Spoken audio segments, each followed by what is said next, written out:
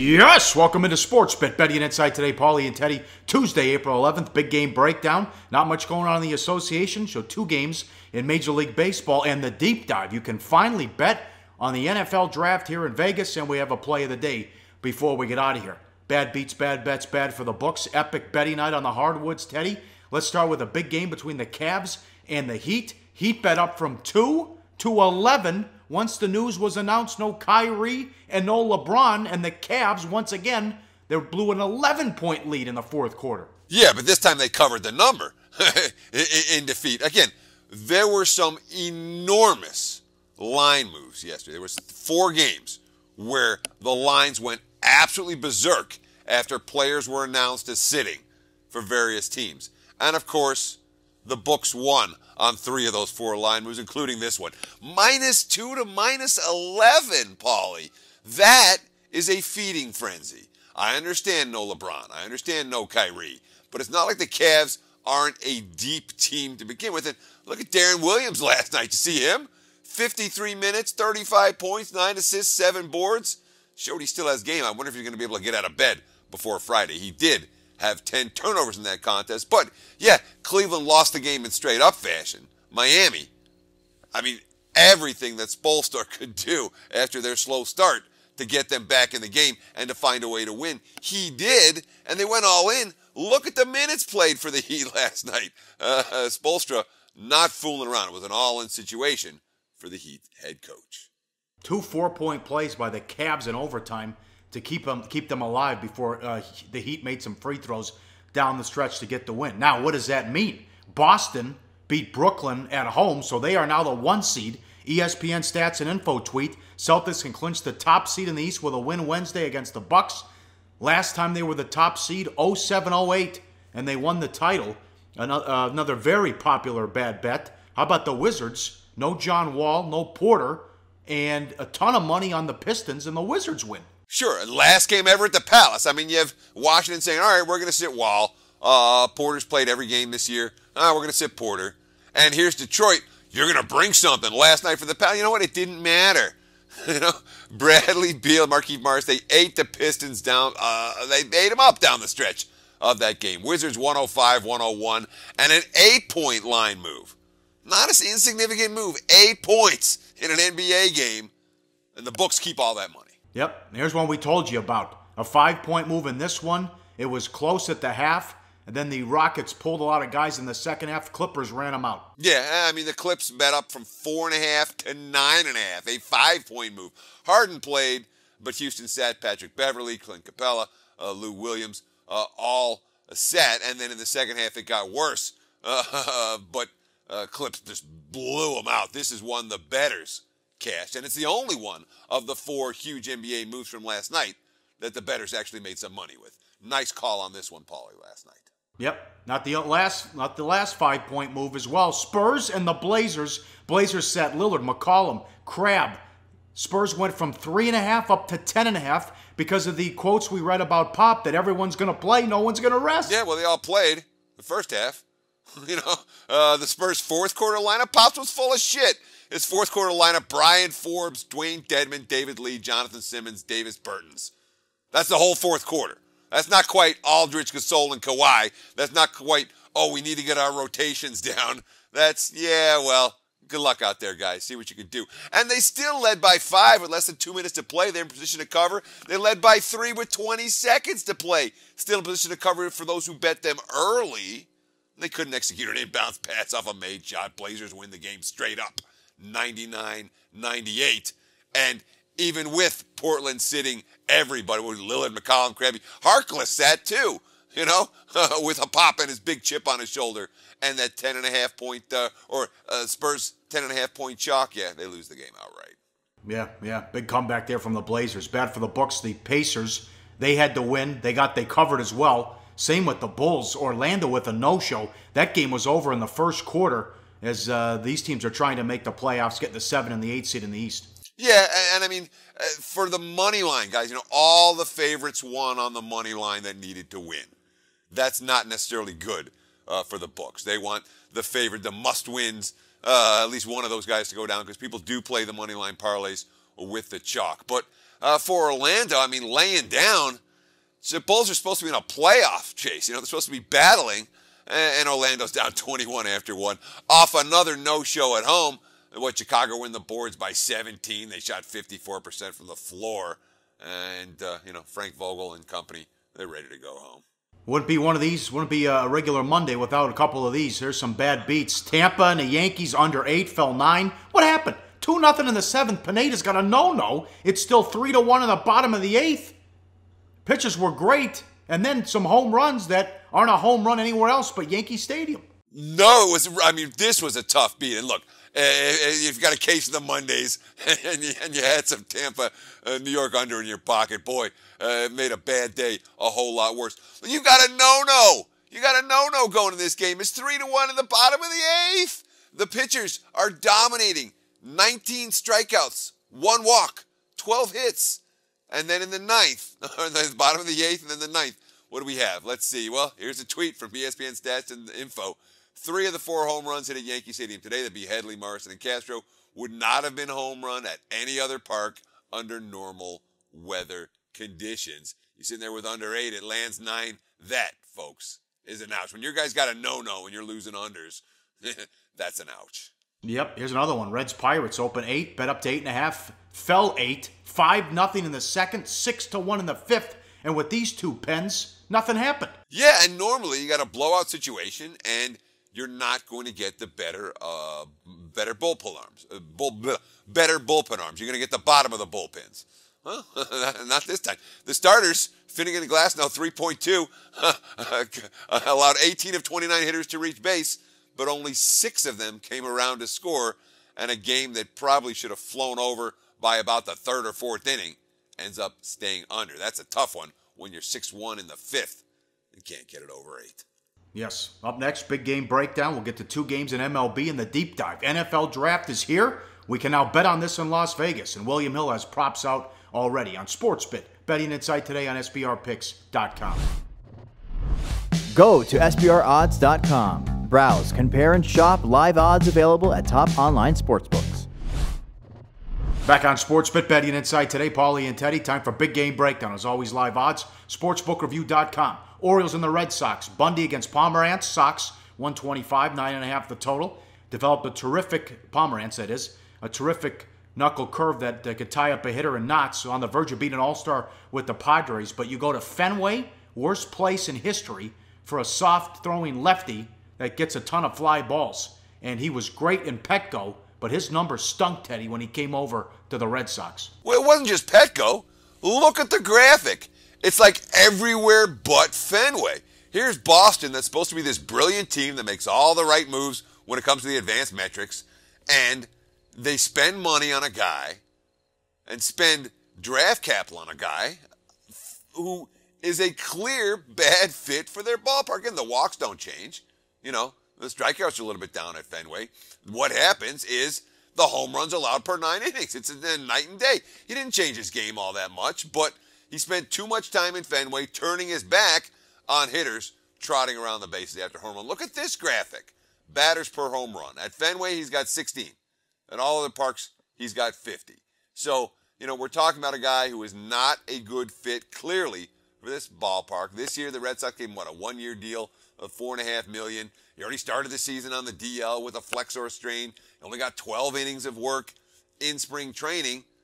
I don't like Drew Pomerantz in this venue against this lineup. Not even a little bit. Yep, and here's Bundy, who was awful in spring training, an ERA of 7.41, more than twice as many hits allowed as strikeouts, and he was great in his debut against Toronto. 7 innings, 4 hits, 1 run, and 8 strikeouts. After the game, I'm comfortable with the way spring went. I know the results aren't there. They don't look too pretty. I was making pitches all spring. Felt like I got better at one pitch than the other pitch slipped, so I worked on it. I'm happy with how I improved the slider this year. Then you have Showalter. I watched his work days. I watched his face and body language. He's feeling good about himself. His arm, shoulder, his body felt good. Is this the year maybe? Great prospect. Number 4 pick in the 2011 draft. Injuries hurt his development. 2012 and 13 were washouts. Never worked a game at AAA, but 10-6 with an ERA of 4 and 14 starts and 22 relief appearances last year. Roger McDowell, the second spitter now, under the tutelage for him for the first time. Well, look, Bundy is a guy, and this is a classic example of why when you try to bet the first week or two of MLB and you're using spring training stats, you're not likely to have success doing that, all right? Here's Bundy. He's a grade A++ prospect. You're talking about the number 4 overall pick in the draft, now 6 years into his career. So a guy who clearly has something when it comes to potential. And what happened in spring training? His numbers were awful in every way. What did he say? Well, I'm working on this pitch, and when that pitch got right, I was working on this pitch. It's not about wins and losses for these pitchers in spring training. It's not about ERA. It's about getting into a rhythm, getting comfortable throwing everything you're going to throw. Dylan Bundy did that. And when you saw him against the Blue Jays lineup, I mean, he was flawless in that game. 8 strikeouts without a walk. What do you have, 4 hits, and they were, this type of scattered. There were no real rallies against him. You talk about the impact of Roger McDowell as a pitching coach that we like. Atlanta didn't think he was good enough. I like his opportunities in Baltimore. But, of course, the markets aren't sleeping on this matchup. Look, here are the powerful Red Sox against the 80.5 win Orioles. And Boston's at home. And the line saying, yeah, well, if you want those O's, you're not going to get a massive rate of return on this one. Yep. Game number 2, live odds, sportsbookreview.com. Rangers and the Angels. Angels off the huge win. The big comeback Sunday against Seattle. Angels $1.10. 8 is the total, under -120. Hamels against Skaggs. And not only the huge comeback, but how they got there, and they needed it most, was Pujols got ignited after a slow start. Pre-Sunday 9th inning, 27 at-bats, 4 hits, 1 run, 3 RBIs. Sunday in the 9th inning, 2 at-bats, 2 hits, 1 run, the home run, and 3 RBIs. Also had 3 hits on Saturday. So after opening the season 1 for 20 with 3 strikeouts, he bounced back. Now the question becomes whether Skaggs is a prospect or suspect. 40th overall in the 09 draft, 5-5 with an ERA of 4 and change in 2014, then missed all of 2015 for Tommy John surgery, Teddy. Yeah, I mean, when we talk about Skaggs, a guy who, in theory, has upside. I'm not convinced that he does. When he came back from Tommy John last year, he really wasn't that good. 3-4 with a 4.17. He allowed almost 4.5 walks through 9 innings, and that was too high. And again, in the opener last week against Oakland, 3 walks in 5 1/3. He gave up a home run to Ryan Healy. And you see the quote from Mike Scioscia. I think there were some highlights in there, some things that got away from him. All in all, stuff looked good. He lost some counts. Obviously, the walks didn't help. We're talking about reliable, trustworthy MLB starters. Tyler Skaggs not at or near the top of my list. The Rangers don't have any consistency problems with Hamels. I mean, look at this. Throw this graphic up there. Look at this guy. This is unbelievable. Yeah, absolutely. ERA, strikeouts per 9, and innings pitched right down the line from 2010 to 2016. They brought him in to be an ace. They're 37-16 when he starts, but the rest of the team, question marks. The bullpen is 24th in ERA. The offense is 13 in OPS. Defense 16th, and not playing like a contender, and there might not be one. Remember what we talked about last week, that they were, 40 games over 500 with Bannister, but they were only +1 in runs because they had the best record in MLB history last year in 1-run games. Sure, the Rangers, from the Pythagorean theory standpoint, they were as lucky as you can get last season, and there was some regression expected, but it's a really tough game for me, Paul. It's a classic impossible game. The Angels are the team that I want right now. We're talking about from a value standpoint. I'm not in love with Texas. LA's played good ball. They're finding, and they've shown a little bit of refuse to lose, which always impresses me the first week of the season. So the Angels in general are the team that I want. But I'm not fading Hamels. I'm not in love with Skaggs. And the slightest lean towards the over in this game, but it's priced right at pick'em for a reason. In my mind, a true coin flip contest. Yes, this will be fun up next. NFL draft odds. And we got a ton of props now that we can bet this. Great job by the Gaming Control Board. This came down late Friday. We'll get into this and try to make some money off it now. Coming up on SportsBit. Betting Insight today on SBRPicks.com. Research before you bet. Be sure to check out SBR Picks for the best game predictions, breakdowns, and much, much more. Back on Sportsbet, Betting and Insight today. Time for the deep dive. NFL Draft. The Nevada Gaming Control Board granted approval for the state sports books to offer prop bets on the draft. Bettors won't be able to wager on which player will be the number one overall pick, but they'll be able to wager on the total number of QBs drafted in the first round, whether there will be more offensive players than defensive players drafted in the first round, over/under a draft position for the first kicker taken, to name a few. Other approved props include the total number of players drafted from a particular college or conference of the first round or the entire round. And William Hill went to work on this right away as they put some props up as well. We'll share, we got to pick before we get out of here, but you look at some of these Pac-12 players against Big Ten players, offensive, defensive, round of the first place kicker taken, rounds 1 to 3 or rounds 4 to 7. All bets are off with that one, Teddy. Remember, we had Aguayo go last year, and the Buccaneers have buyer remorse on him. Let's start with all bets being on. All right, this is the Nevada Gaming Commission doing things correctly. All right, for many, many years, you weren't allowed to bet on anything where anyone might know the outcome here in Las Vegas. And you still can't bet on events where someone, in theory, is going to be able to know the outcome, like the Academy Awards or the Oscars or something like that. The Nevada Gaming Commission Chairman Burnett, quote, "It has to be something that makes us comfortable from a regulatory standpoint. Most importantly, that the outcome of the event can't be affected by a bet that is placed." So, we've seen the board deny requests, but the last couple of years, what have you seen? They're taking bets on the Heisman Trophy each of the last 3 years. They've taken bets in MLB on MVP and Cy Young and Rookie of the Year and Manager of the Year. This year, the board granted approval to take wagers on the Super Bowl MVP for the first time, for the Conn Smythe Trophy for the first time, and now for the NFL Draft for the first time. And it's worth noting, you're not going to be able to bet on draft day. Betting on the draft must cease at the close of business on April 26th. But so help me, Pauly, there's some good-looking props out there and some interesting props out there. It's not who's going to go number one. It's the kind of props maybe you got to think about a little bit. Two years on the Super Bowl MVP. Remember, Von Miller won a couple of years ago. And they took a beating on that, too. Yeah. They certainly did. How about quarterbacks selected in round 1, 3.5, under -150? All I could take is under in that. They know that there's not a ton of first-round talent coming out in the NFL draft this year. There's not. Who's the fourth? Who's the fourth that goes? It's going to be Mahomes from Texas Tech. First round, why would you draft? No. There won't. This is personal wager, me and you, buddy. I got under. You got over. 3.5? Davis Webb also said a team told him he has a first-round grade, too. So sure, a first-round grade is not being taken in the first round. Teams always panic. Teams always, they always project 60 guys to go in the first round, and only 32 of them actually do. Look what happened a couple years ago with Locker and Ponder and Gabbert. We've seen a lot of bad quarterbacks go. Right, and look what happened in that draft. Everybody failed, and they're not going to do it again.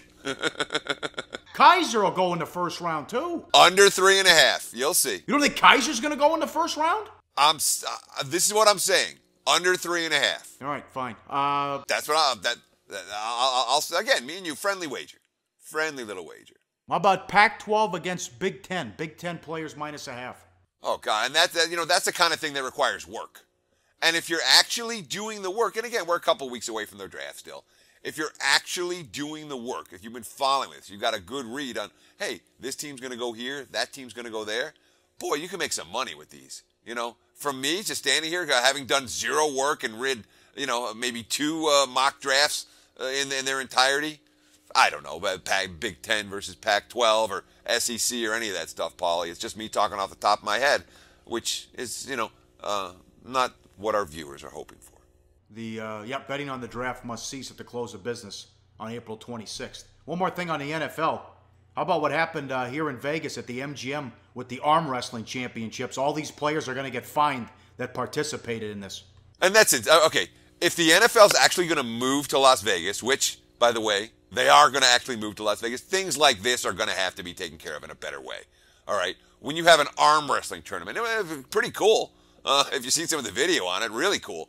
Where the players told the league what they were doing, and the league is like, oh, by the way, there's a policy where you can't go in casinos and you can't get hired and you can't do this and you can't do that. If you're going to have a team in Vegas, this kind of stuff has to change. They're going to fine all these guys. Don't fine all these guys. Be like United Airlines. Change the rule instead of fining the guys when you're dragging people off of planes. I don't know where that analogy comes from, but the bottom line is the rule is dumb. The NFL will figure out a way to change it. I hope before football comes to Las Vegas, because these are things that have to be clarified and fixed. Otherwise, you have silliness. Who won that? Did James Harrison win? Man, can you imagine me in an arm wrestling contest with any of those guys, dude? Yeah, no kidding. I don't like your chances against him. All right, money time. Play of the day. Looking for 3 in a row. Let's keep it going. Betting number 7119. NFL draft. Running back selected in the first round. This is at William Hill. Over 2.5, minus 160. Yeah, Cook, Fournette, McCaffrey. Bingo. You cashed the ticket. And every mock draft I've looked at and everything I read has McCaffrey going in the top 20. And a lot of people think Cook will be the best running back out of the bunch. And you know Fournette will probably go top 10 as well. Maybe another surprise in there to make it 4. So let's go over 2.5. We'll lay the juice because it's going to win. 3 running backs at least go in the first round. That's the play of the day. We're back tomorrow. It's going to be crazy with the final day of the regular season in the association. All the scenarios, seeding, what matters, who doesn't care. We'll get to all that coming up on SportsBit. Betting Insight today on SBRPicks.com.